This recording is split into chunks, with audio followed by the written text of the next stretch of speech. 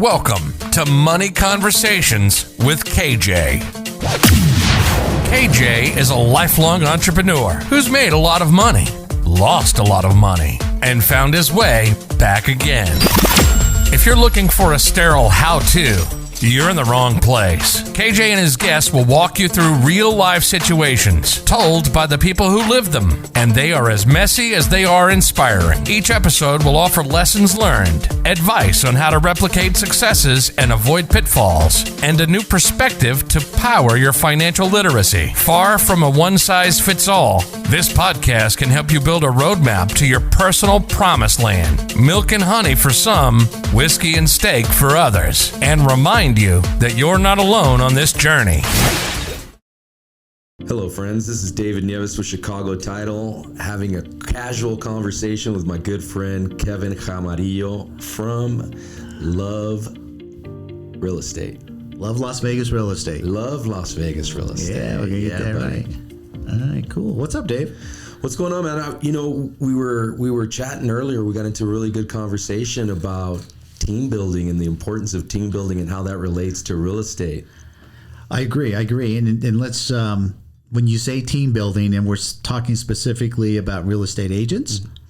Yeah, absolutely. I was making the correlation between, in this conversation, the realtors, the lenders, and the escrow company, and how it's all a team and how they all work together. So the benefits of having one. So what have you found in because you work for Chicago Title, and do you find most agents want a team or have a team or not? Well, I find that a lot of successful agents have teams. And why? Well, they have What are the benefits? Well, they have this is what I've learned through my experience and through different conversations with different top agents throughout the valley. They do a lot of volume. They have a procedure. They have a certain way of doing their paperwork. They have certain expectations. They have certain mile markers. They have certain times that they're expecting phone calls, and it's a rhythm. So they have systems and processes in place. Is that what you're telling me, Dave? Exactly, Kevin. Exactly. Oh, I get it. It's always nice when you have a system. Exactly. No, I get it. But, I'll give you the perspective from this side of the fence, right? So we're agents out here. Mm-hmm. And I think last year we did 18 transactions. And here's what I found out. Yes, I definitely have my go-to title companies that I want to do business with. I've obviously done business with, I don't know, probably 8 or 10 different ones, just because sometimes the other side says, hey, we're working with ours, Stewart Title or whatever, whoever they may be. And I say, oh, wait a minute. I like to work with mine, which is I work with you at Chicago, and then I also work with Equity, right? It just depends. So those are the two I want to work with. Those are the two that I built the relationships, AKA the team. So I think if we define, when you say, hey, you need a team, it's the relationship, right, as an agent that I want to work, because I know if you see the phone ring and it's my name, you're going to answer it. Absolutely. Now, we both know, everybody knows when the phone rings, you look, who is it? And you make a decision, split decision, answer or don't answer, right? Now, Yes. Now, if you got an agent that you know's busy that calls you, why do you think they're calling you? Hopefully because they want to do more business. Yeah, they're like, hey, Dave, I need to open up a transaction. Absolutely. Cool, great. They're probably not calling you to, hey, what was the score on last night's game? Probably not. They're too busy. More times than not, they're calling me because they need some sort of escrow attention, or something needs to be, handled or addressed, or, whatever. So we were having our conversation, and we had a difference of opinion, and we called your boss, Valerie, to kind of clear the air, so to speak. Correct. So what was our discussion, and what you believed and what versus what I believed? So in my travels, going out through the valley and going through different offices, I have the opportunity to talk to a lot of newer agents, a lot of your mid-range agents that do about 20 deals a year, 20, 25, 30 deals a year. And then I have the opportunity to talk to agents that do over 100 deals a year. And in those conversations where I picked up this, I seen it firsthand. I was like, why is the new agent not doing these things? Why are they not going to a particular title company? Why are they not going to a particular lender? And what I found is that they're just kind of scrambling sometimes. They're like, man, I'm just trying to figure this all out and put it all together and just hope it all, it all cooks and it all works. And through that experience, and unfortunately, experience is very pricey, right? And when things sometimes go out wrong and they lose deals, that only needs to happen once or twice, and that sting is memorable. And then they're like, wait a minute, Dave told me all I had to do was call him, or my escrow officer down that one particular deal always called me back. I wonder where she's at. So let's break it down. For the people, like you said, if you're under, let's say, 10 deals a year, right? Most of those new agents, I find you're right. They're like, they don't understand the value of having a relationship, aka team, with said company, right? Title company. So break it down. And this conversation is probably, I would say, more geared towards the newer agents or the agents who don't do a lot of business. But I think that hopefully this conversation will teach even the ones that do the 30, 40, 50, 100 or whatever transactions I want you to break down the pros and the cons of the relationship. So let's build an avatar. Sure. So we've got avatar Susie Jones. We'll just say it's Susie Jones. Okay. And if there's a Susie Jones out there, it's not about you. It's not directed to you. This is an avatar. Let's talk about, we'll just set this up as an avatar. Susie Jones, 2 years as an agent, did 6 deals her first year, and she's on her 4th this year, right? And she doesn't have a team. How can you help her? The first thing I would do is actually approach her and offer her several different marketing tools to actually get more business. So that's a pro. That's me. Yeah, that's one pro right there. And that would include an interview process to see what kind of business she wants to create, because sometimes that's really, really important. So that would be step number one. The other thing that I would focus on is identifying what type of person she is, what type of business person she is.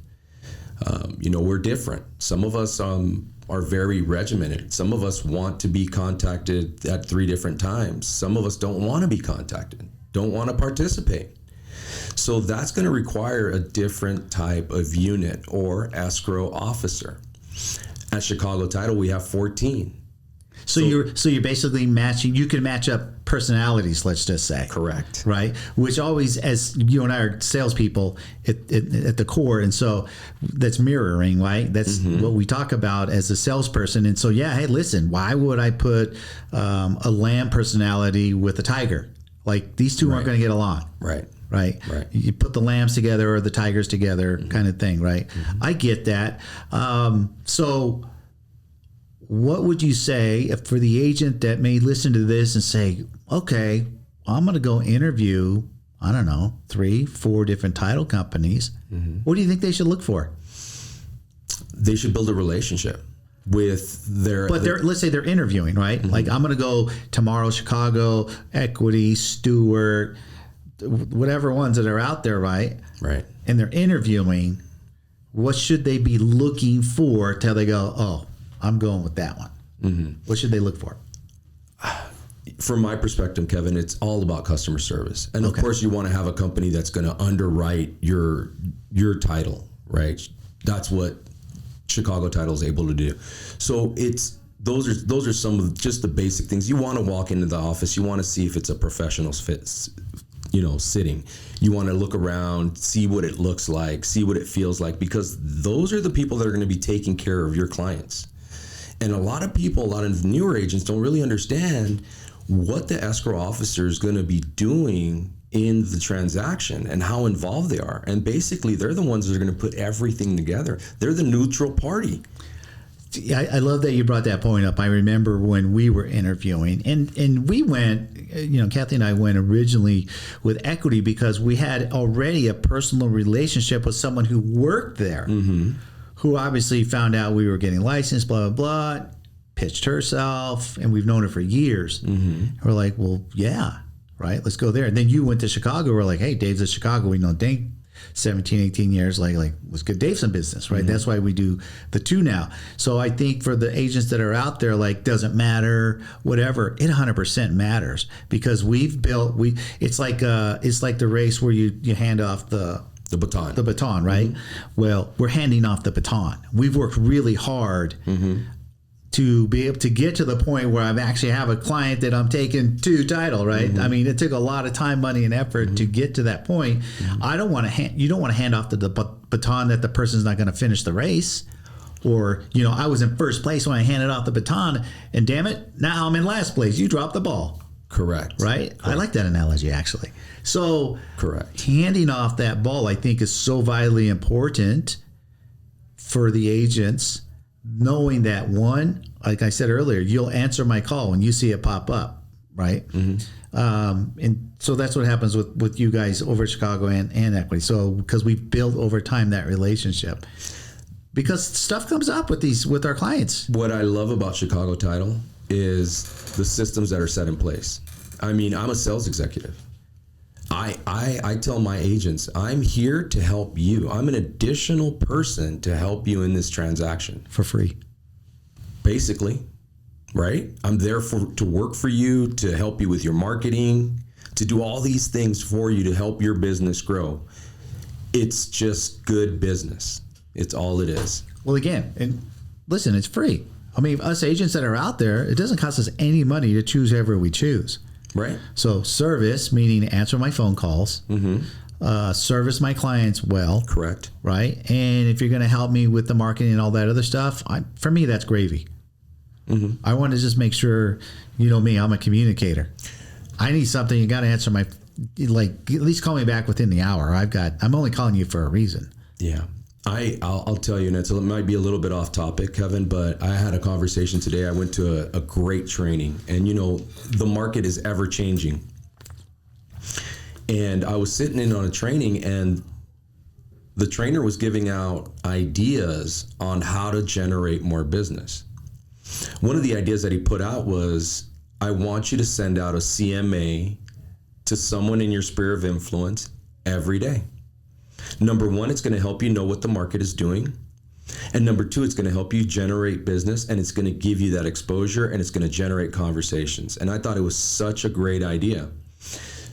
I used that information along with my cell phone, and I was able to show a brand new agent how he was going to go into the market and do that every day from here on out, because he was so, in fact, and this individual is probably going to do that for the rest of his career, because this is his initiation.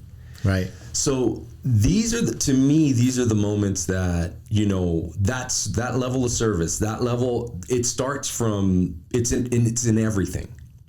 It starts with, the person that you meet that says, hi, I work for Chicago Title. But then when you get into the actual meat of the company, when you get to the inner workings of the escrow and all that process that's entailed, right, that's when going through a good escrow once is all it takes. So let's get on to the conversation that we were having, and I want to make sure that it wasn't an argument by any means. It was a discussion of a difference of opinions. And I was taught or told through my broker that, so who chooses the title company, right? Because I just put a house under contract. Personally, for me, it's a flip. I want to work with my title company, obviously, right? Especially it's my flip. But the seller says, no, we're working with XYZ title company because we've already set up XYZ. And typically I just let my wife do that anyway. And then when she had told me that, I'm like, why? You got to fight for it, right? You and I were discussing earlier. Right. You've got to fight for it. Right. Now, not literally fight, not literally have an argument, but you could say, listen, thanks for offering, but I am the buyer's agent. We are going to prefer, because it is our... And that was your stance. That was my stance. Correct. Was by Nevada statutes, the buyer's agent has the choice of the title company. Right. Now, what we learned Correct. was what? Well, and that was just it. Because you were on the opposite side. You said the seller gets to choose. I was on the agent. I was like, whoever is the strongest agent, whoever's going to negotiate and fight for their client is going to get what they want. They're going to beat the team that they want. Okay, so let's do the scenario. Your rebuttal to me was like, well, David, it's Nevada state law. And then we kind of got stumped a little. I was like, oh, okay, well, it's in the contract. And then you said, well, wait, if it goes to that level, then it would just be a matter of the two brokers discussing it and having, deciding who has the title company. So then I was like, no, I feel like there's more to this. And that's when we had to call Val. Right. And she explained to us that it's the difference between title and escrow. Right? So the buyer has the right to choose the title company, and the seller has the right to choose the escrow company. So I was 50% correct. Correct. Right? So out there, for you guys that are the agents that are listening to this, like, hey, who gets the choice? Now, in state of Nevada, that's done in one company, right? Chicago does both sides. Yes. In California, right, in other states, it is separate. It is separate. So there is no arguing and fighting because, hey, if you're the seller or the buyer, you know where you're going. And you get to use whoever it is that you built your relationship with.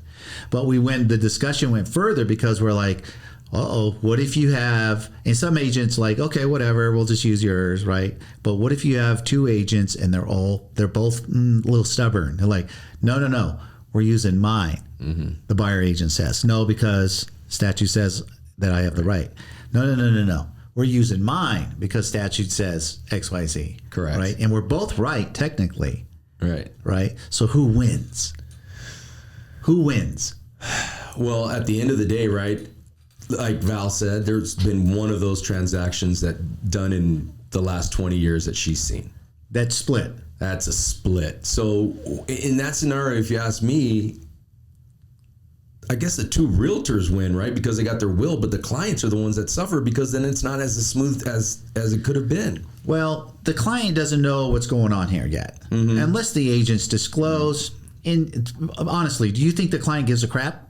They don't know. No. Right? You can't care about something you don't know about. And so the argument was, well, the seller's agent has the option to say, you know what, then forget your buyer. We're gonna go with this other guy. And then your buyer, you lost the deal for your buyer. Correct. Potentially. Correct. Right? Right. But that's not the agent's final decision because the agent has to answer to their client. So put yourself in the shoes of the client. Hey, Mr. Jones, buying this $500,000 home. Yeah, I know that I told you that we approved, Mr. Johnson over here, and he's paying cash or whatever, but we're actually going to go take the offer from Mr. Smith over here. What do you think the buyer says? Well, what are you talking about? I said, yeah, let's take his offer. It's solid. It's cash. Why do you want to change? I think that in a regular market, Mr. Jones, right? Yeah. Mr. Jones, the one selling. Mr. Jones is, I'd be upset. I'd be like, what's going on? Why? We already have everything lined up. Everything's ready. The house has been on market for 30 days. I'm ready to make moves. we're already making plans. Now you're telling me you're switching over. Why? I would want a definite explanation as to that.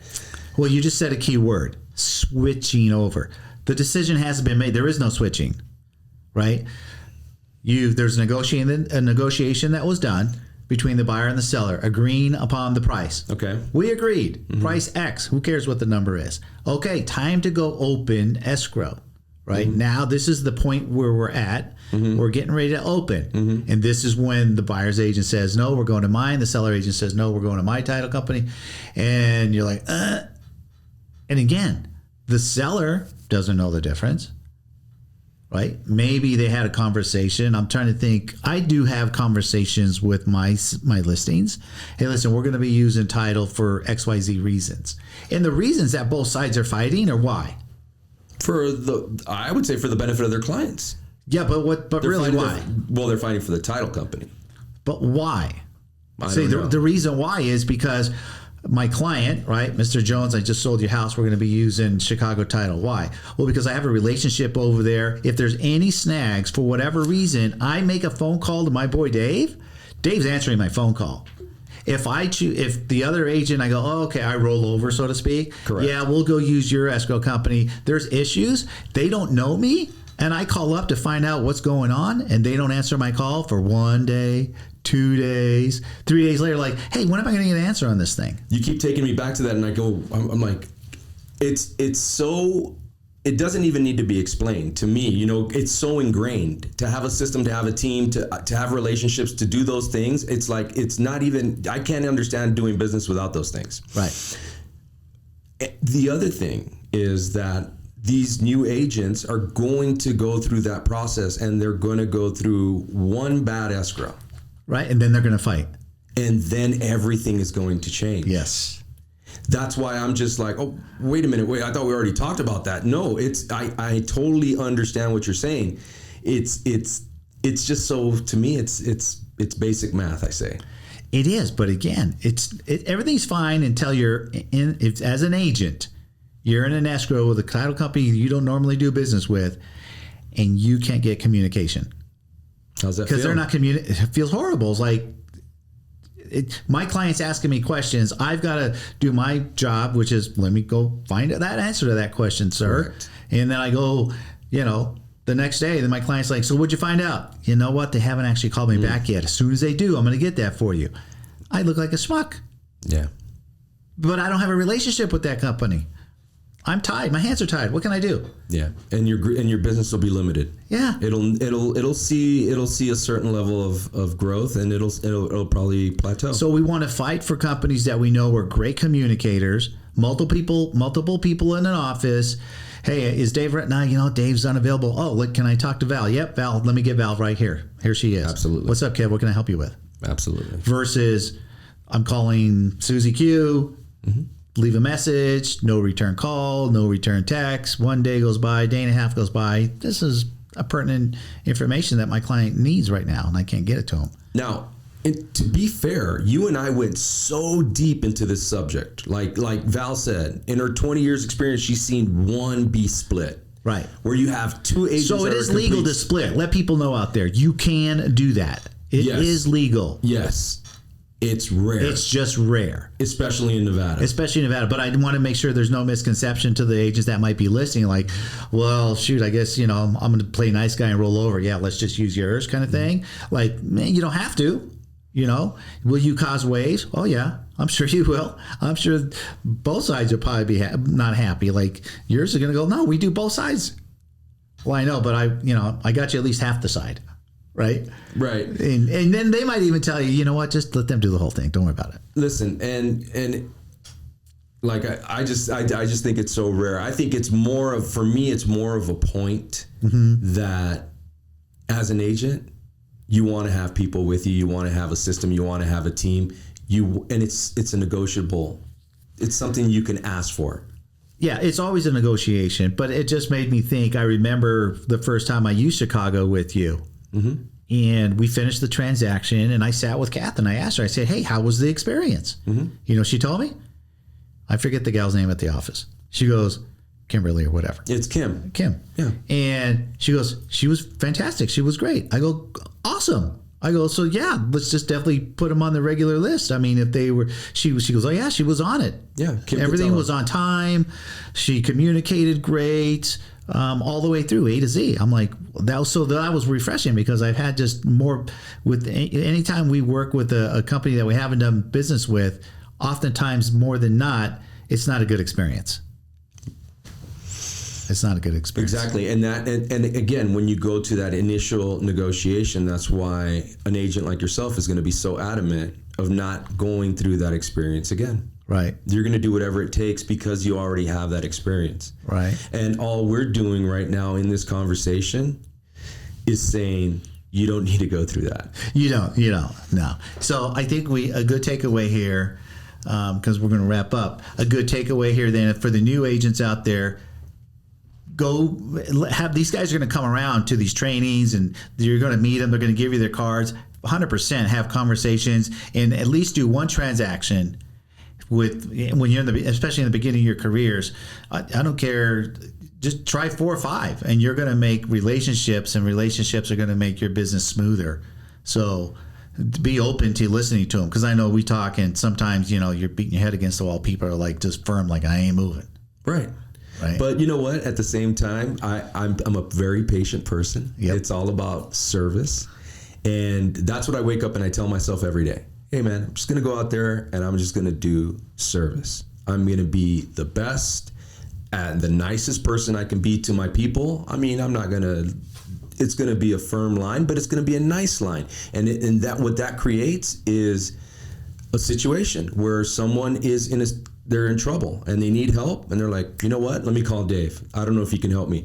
I had one of my partners, he had a situation where it wasn't even his deal. It wasn't his escrow company. And he was able to help the agent and help him through a tough situation that he would have lost the transaction. And that individual, that agent is so grateful because he knows Chris. He knows Chris Fultz. He worked with Chris Fultz. And it's things like that that make you go, yeah, I understand that. That makes sense to me. I get that. Well, awesome. Listen, guys out there, I could share with you this. I've done multiple transactions with Dave, and I highly recommend him. He definitely returns calls. His service is bar none. So if you're out there and you're looking, hey, should I try him? Should I not try him? 100% try him. Reach out to him. He's, fun guy all the way around anyway. So I highly encourage it. So I hope you guys all got a good takeaway from this. What do you think, Dave? You think they got something good? I believe so. Cool. Well, listen, we'll try to do more of these videos where we can break down where we're helping agents. Absolutely. To do the best they can. Yep. And just get business and be busy, make money, and change lives. Absolutely. Let's do it. All right. We'll do the next one next week. Mm-hmm. All right, dude. You're welcome. Hey, everybody. Hope you enjoyed that episode. Really enjoyed making all these episodes for you. Remember, we're just having conversations with people's journey with money and the things they did right with it, the things that did wrong with it, and how did they really come about getting their mindset with money. So every episode's different. We all have a good takeaway from them. So do me a favor, hit the like button, smash the like button, and subscribe to my channel, because every episode that I do is going to be different, as all our journeys are different. So you guys take care, and we'll talk to you next week.